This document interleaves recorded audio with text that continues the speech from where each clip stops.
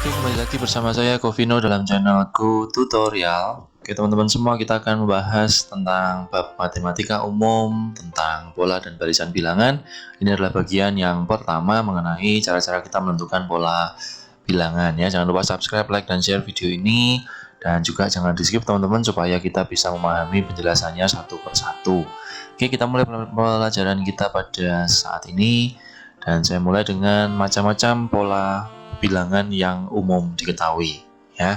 Nah, teman-teman, yang namanya pola itu pasti dia sudah mempunyai karakter tertentu. Nah, ada beberapa contoh pola, misalkan pola aritmatika. Pola aritmatika itu misalkan barisan yang memiliki beda sama ya, misalkan seperti ini 3, lalu kemudian 6, 9, 12, 15 dan seterusnya. Ini disebut dengan pola aritmatika. Ini selisihnya 3, 3, 3 terus ya. Oke, seperti itu. Ada juga barisan yang menurun ya, misalkan gini 20, kemudian 16, terus 12, 8, dan seterusnya. Ini artinya dia dikurangin 4, dikurangi 4, dikurangi 4, ini juga disebut dengan barisan aritmatika. Nah, tapi ada juga yang dinamakan barisan aritmatika bertingkat. Di sini dia mempunyai beda, tetapi bedanya itu baru ketemu sama pada tingkat kedua atau ketiga dan seterusnya. Sekarang kita punya barisan seperti ini 3, 8, 15, 24 dan seterusnya. Nah, ini kalau dilihat bedanya, ini itu bedanya 5. Tapi di sini bedanya 7, di sini bedanya 9. Nah, sedangkan kalau dilihat lagi, oh di sini bedanya adalah 2, baru ketemu bedanya sama tapi di tingkat yang kedua. Ya, bisa jadi ditemukannya baru di tingkat yang ketiga. Ya, biasanya kalau dia ada di tingkat kedua itu nanti akan mempunyai pola kuadrat. Ya, seperti itu. Oke, lalu ada juga yang namanya pola geometri ya. Pola geometri ini mempunyai kelipatan atau rasio sama ya. Misalkan kita punya bilangan yang gampang aja ya, 2, 6, 18, 54 dan seterusnya. Ini artinya dia punya rasio 3 atau kelipatan 3 ya, kali 3 dikali 3 dikali 3. Lalu kemudian misalkan berapa, 20, kemudian 10, kemudian 5, lalu menjadi 5/2, 5/4. Ini dia punya rasio setengah ya, seperti itu ya. Jadi ini menjadi setengah kali. Artinya mencari rasio itu bisa dicari dari suku bilangan dibagi dengan bilangan sebelumnya. Oke, ada juga pola geometri dibedakan menjadi 2. Pola geometri divergen itu yang rasionya makin membesar, itu artinya tidak dapat ditentukan jumlah deretnya seperti ini. Kalau kita punya 1, 3, 9, 27, 81 dan seterusnya, ini enggak ada batasnya. Itu tidak akan bisa ditentukan jumlah deretnya. Namun ada juga pola geometri yang konvergen, itu yang rasionya makin mengecil ya. Misalkan ini saya balik tadi 27, kemudian 9, kemudian 3, kemudian 1, kemudian 1/3, 1/9. Ini memang nggak habis, tetapi di sini akan mendekati angka 0 karena dia makin kecil, makin kecil, makin kecil. Nah, ini disebut dengan pola geometri konvergen. Nanti pola ini bisa dihitung rumus limit jumlahnya. Oke, ada juga pola bilangan yang memang sudah ditentukan secara khusus. Misalkan pola bilangan persegi itu rumusnya adalah n kuadrat. Pola bilangan persegi panjang itu rumusnya n kali n plus 1. Pola bilangan segitiga itu setengahnya persegi panjang ya. Kemudian ada pola bilangan cacah genap, polanya 2n-2, ada pola bilangan ganjil ya, ada pola bilangan segitiga Pascal dan lain-lain. Itu yang sudah ditentukan secara khusus ya. Ada juga yang namanya pola barisan Fibonacci. Fibonacci ini gampangnya seperti ini, pokoknya jumlah dua suku sebelumnya sama dengan suku setelahnya. Jadi ini teman-teman bisa lihat 1 ditambah 2 itu 3, 2 ditambah 3 5 ya, 3 ditambah 5 8, 5 ditambah 8 13, 8 ditambah 13 21. Nanti kalau kita suruh meneruskan, ini berapa jawabannya? 34 ya, dan seterusnya. Itu namanya pola bilangan Fibonacci. Oke, nah tapi ada juga mungkin pola yang dinamakan pola tidak beraturan. Ini tidak dapat ditentukan rumusnya, tapi kita bisa meneruskan. Misalkan dilihat 1, 4, 6, 9, 11, 14, 16. Polanya nggak tahu ini pola apa. Cuman mungkin teman-teman bisa lihat dari sini. Ternyata kalau bilangan 1 ke sini ini ditambah 5. 6 ke 11 juga ditambah 5. 11 ke 16 juga ditambah 5 ya. Nah, tapi kalau yang genapnya 4, 9, 9 ke 14 ini ditambah 5 juga ya. Oke, jadi artinya ini tuh polanya dari setiap suku yang berselisih 1 itu akan ditambah 5. Sehingga nanti berikutnya habis 14 ini akan menjadi 19 ya, ini ditambah 5. Kemudian ini tambah 5 lagi jadi 21 dan seterusnya ya. Itu contoh beberapa pola-pola yang ada di barisan bilangan. Oke, nah simbol utama di pola bilangan kita mengenal ada N, tadi sudah ada dikatakan UN ya. N itu adalah urutan bilangan kesekian, sedangkan kalau UN itu adalah suku ke N. Jadi nanti kita lihat dengan contoh. Kalau SN itu adalah jumlah N suku pertama. Jadi kalau bahasanya di sini itu U itu adalah unit, kalau S itu adalah sum ya. Kita tahu sum itu artinya jumlah ya. Nah, misalkan ada barisan bilangan seperti ini, 1, 7, 13, 19, 25 dan seterusnya. Kalau yang disebut dengan suku pertama ya ini, suku pertama adalah 1. Lalu kalau yang disebut dengan suku keempat yang mana teman-teman? Ini U1, U2, U3, U4. Jadi U4-nya adalah 19. Tapi hati-hati kalau yang disebut dengan S3. S itu adalah jumlah. Jadi kalau kita mencari S3 adalah 1 ditambah 7 ditambah 13. Jadi 3 suku pertama kita jumlahkan sehingga ketemu 21.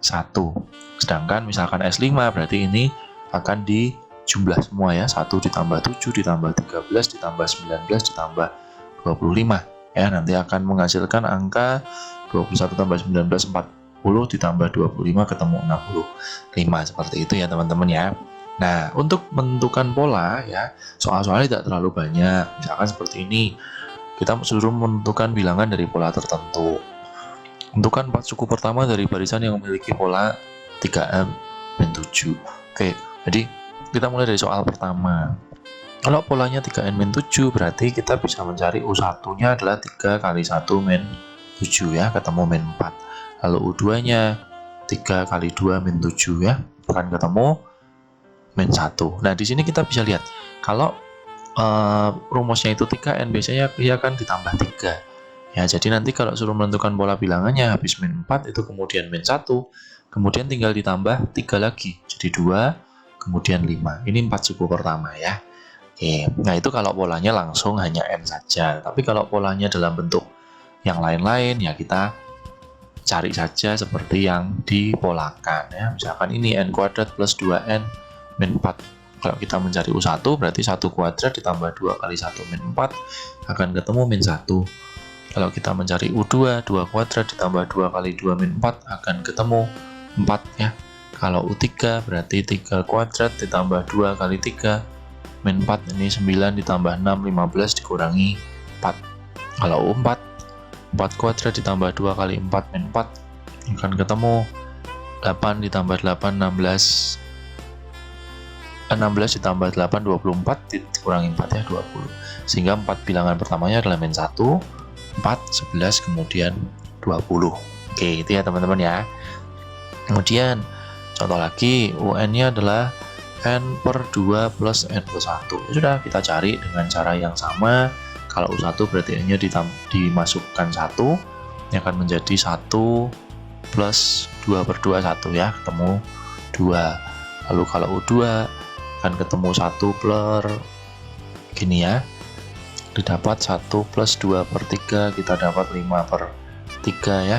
Kalau U3 nya itu adalah 1 plus 2 per 3 plus 1, itu akan ketemu 1 plus setengah 3 per 2. Kemudian U4 nya 1 plus 2 per 4 plus 1 akan ketemu 1 plus 2 per 5, 7 per 5. Sehingga bilangannya adalah 2, 5 per 3, kemudian 3 per 2, kemudian 7 per 5 ya. Ini 4 bilangan pertama. Oke, kemudian soal nomor 4, UN nya adalah akar pangkat 3 dari 2N plus 3. Oke, kita bisa masukkan kalau U-nya diganti 1 berarti nanti 2 kali 1 tambah 3 di akar pangkat 3 akan ketemu akar pangkat 3 dari 5 ya.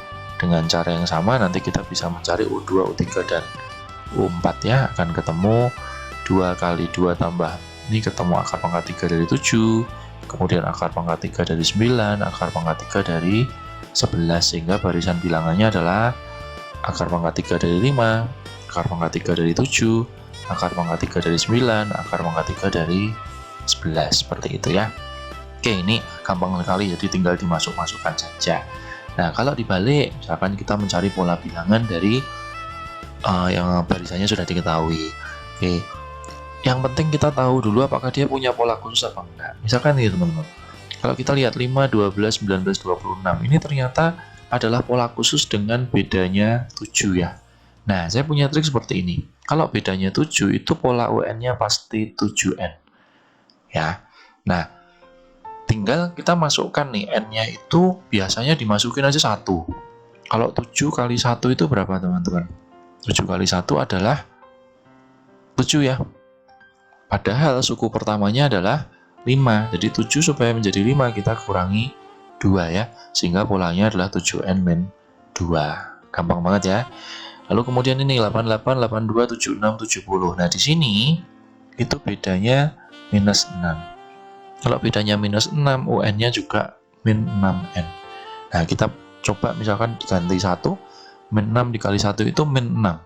Nah, min 6 ditambah berapa supaya dia bisa menjadi 88.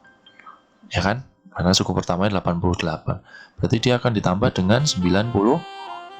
Sehingga polanya adalah min 6N plus 94. Itu kalau bedanya sama. Tapi kalau ini misalkan 3, 6, 12, 24 udah nggak bisa teman-teman ya.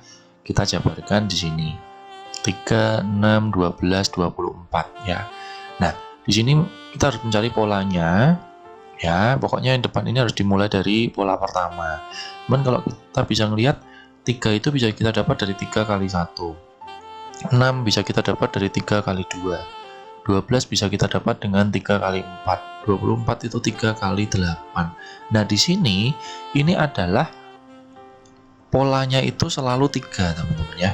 3 dikalikan dengan 1, 2, 4, 8. Nah, 1, 2, 4, 8 itu adalah 2 pangkat berapa ya? Ini adalah 2 pangkat 0. Kemudian 3 kali 2 pangkat 1, kemudian 3 kali 2 pangkat 2, kemudian 3 kali 2 pangkat 3. Sehingga kita bisa rumuskan ini adalah pola 3 kali 2 pangkat N-1. Kenapa N-1? Karena N-nya harus dimulai dari 1. Padahal ini kan adalah 2 pangkat 0, sehingga 1 dikurangi 1, 0 ya. Ini adalah pola UN-nya. Oke. Contoh lain, misalkan nomor 4. 4 per 3, 4 per 8, 4 per 15, 4 per 24.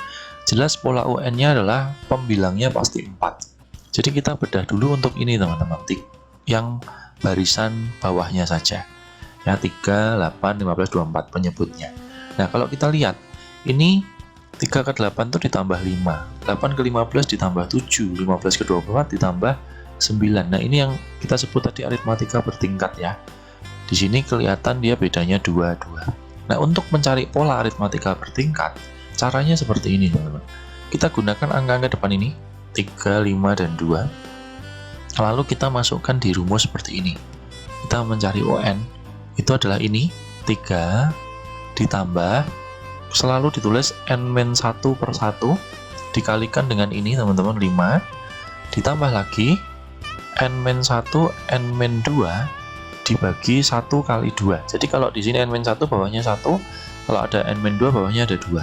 Kita kalikan lagi dengan 2. Jadi angka-angka ini masuk di sini teman-teman ya. Ini di sini, yang ini 5-nya ini akan masuk di sini, yang 2-nya ini akan masuk di sini ya.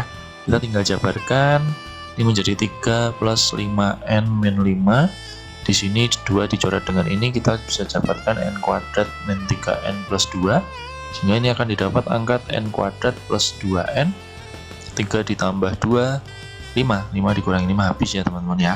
Sehingga polanya ini adalah pola penyebutnya. Jadi kalau kita mencari rumus pola untuk soal nomor 4 adalah atasnya selalu 4, bawahnya itu N kuadrat plus 2N, seperti itu ya.